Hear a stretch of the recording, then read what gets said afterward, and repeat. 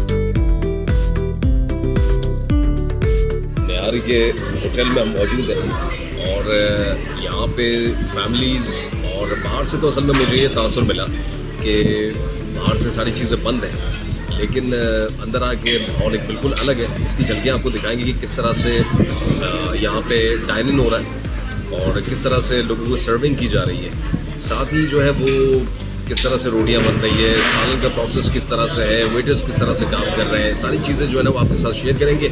Let's check it out.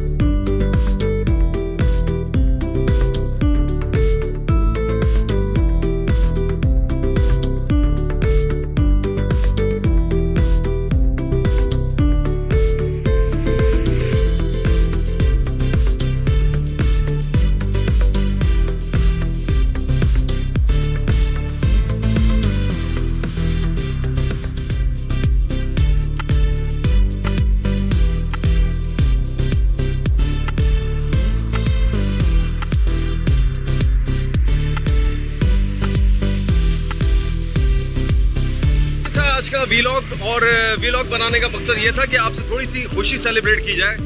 आप भी देखें कि हम किस तरह से खाने खाते हैं और कराची में कौन कौन सी न्यू प्लेसेस है जहाँ पर इस तरह से। अब चूंकि ये जावेद निहारी को 1 साल से ज़्यादा का एक वक्त हो चुका है, बादराबाद की एक ख़ास प्लेस है कॉर्नर साइड पे बकलावा स्वीट्स के बराबर में, तो 1 साल से ज़ायद हो चुका है। तो आज की हमने निहारी सेलिब्रेट की और खाई है और देखा है कि किस तरह से उसका टेस्ट बहुत अच्छा है। ख़ास तौर पे इंशाल्लाह नेक्स्ट हम किसी और व्लॉग के साथ आपके साथ हाजिर होंगे। जब तक के लिए अपने मेज़बान आरजे या एमजे मोहम्मद नईम को इजाज़त दीजिए, इस यकीन के साथ कि अल्लाह हम सब का हामी और नासिर हो। मांगिए उस ज़ात से जो किसी की मोहताज नहीं। अल्लाह हाफ़िज़।